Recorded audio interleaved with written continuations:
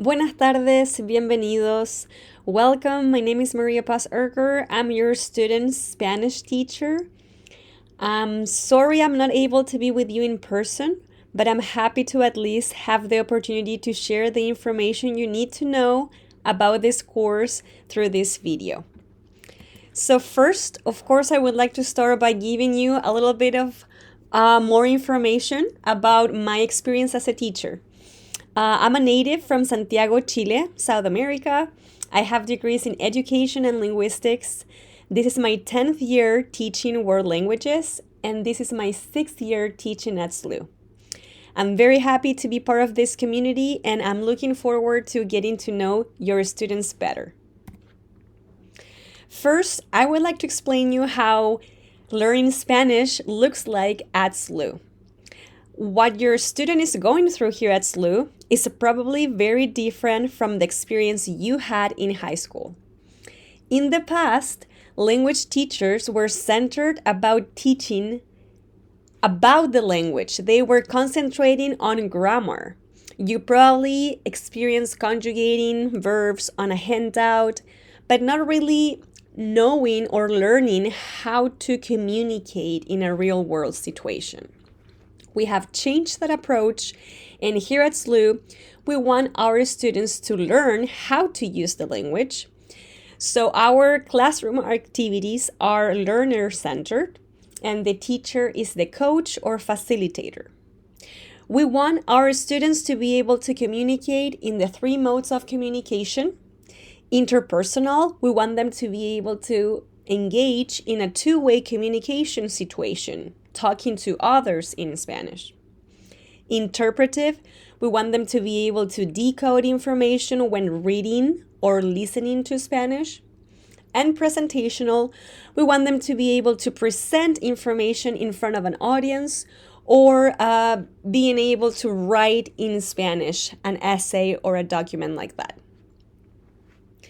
At SLU, we also have ditched the textbook. We don't use a textbook, we use authentic materials. This is because we want our students to receive good quality input in Spanish, input that they will encounter out there in the real world. Okay, so then what's my compromise as your son's Spanish teacher? I'm here to provide a near immersion experience within the classroom. Spanish 2 is taught mainly in Spanish. At times I will default to English to make sure they have understand the concept, but I need to make sure they have an immersion experience. I'll be a coach, a facilitator. In my classroom, the students are the protagonists because they need to speak up and develop their communicative skills. On the student side, they are responsible and accountable for their own learning. They have to be prepared for class. And of course, super important, they have to complete the required home practice. Home practice is key to be able to navigate the immersion setting in the classroom and be prepared for class. Spanish 200, the idea of this level of proficiency is that students move from the novice level to the intermediate low. Most of our students who finish Spanish 1 finish in novice high, and by the end of Spanish 2, we would love for them to be able to consolidate the intermediate low level. So they need to get more comfortable when trying to initiate a conversation in Spanish, maintain it by asking follow-up questions, and also close a conversation on familiar topics in Spanish. So I'll be here to help them get there. Materials. Most of my students are already good with the materials they need for Spanish class. Last week, I left aside some time to help them get organized.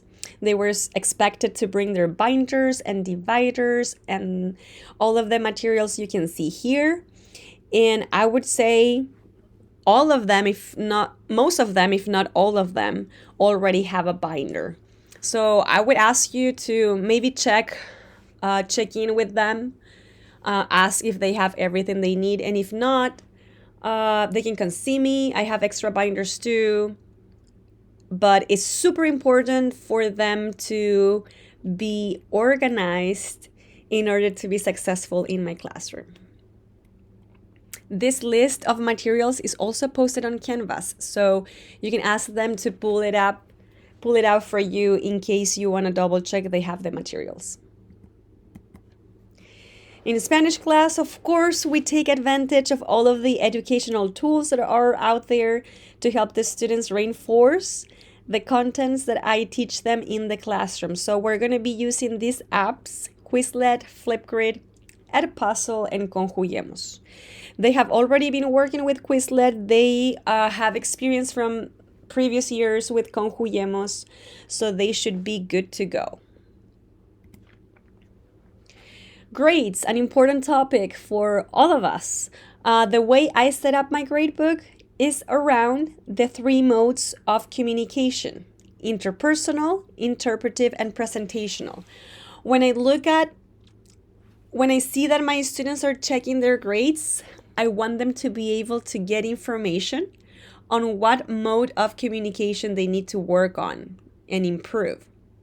That's why all of them, interpersonal, interpretive, and presentational, have that 30% because the 3 of them are equally important. The 10% left is assigned to vocab, structures, grammar structures, and culture. And that's the minimum that the students need to memorize in order to be able to participate in the classroom. I'm going to provide exercises for them to do at home, but they need to make sure they complete that home practice. That's part of that 10%. I would also like to take advantage of this opportunity to share with you some of the global education programming we have at SLU. We have in-house opportunities for your students to develop their global competence and global awareness. And we also have the opportunity for them to join an immersion trip, an exchange program. So the first opportunity they have here in St. Louis at SLU is joining the One Word Club. It's a club that works around international issues, human rights. They also organize fundraising activities to help global and local communities. And if they are interested in joining the club, they should email me and I'll be happy to add them in our roster. And then sophomores have the opportunity to go over the summer as rising seniors to Colombia, Bucaramanga, Colombia. We have a partnership with a Jesuit school there. And this past summer, we took 2 students who spent 3 weeks being immersed and experiencing what it is to be a Jesuit student in a Colombian school. So if you are interested in learning more about these opportunities, I will highly encourage you to Google Global Education at SLU and get more information in our website.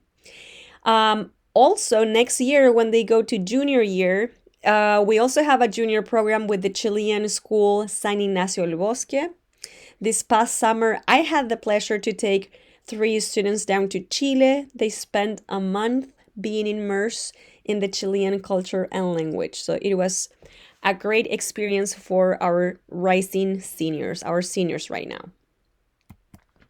Here you have some pictures of some of the previous trips I have had the pleasure to participate in, and I highly encourage you to get more information about this and take advantages of the opportunities SLU is giving you in these 4 years.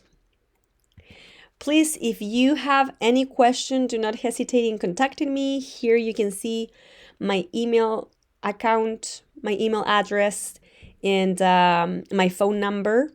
And below there, you have the hyperlink to learn more about all of the global education opportunities. I'm really looking forward to get to know you in person at some point during the year. And I'm here to help your students, so please reach out. Have a good night. Adios.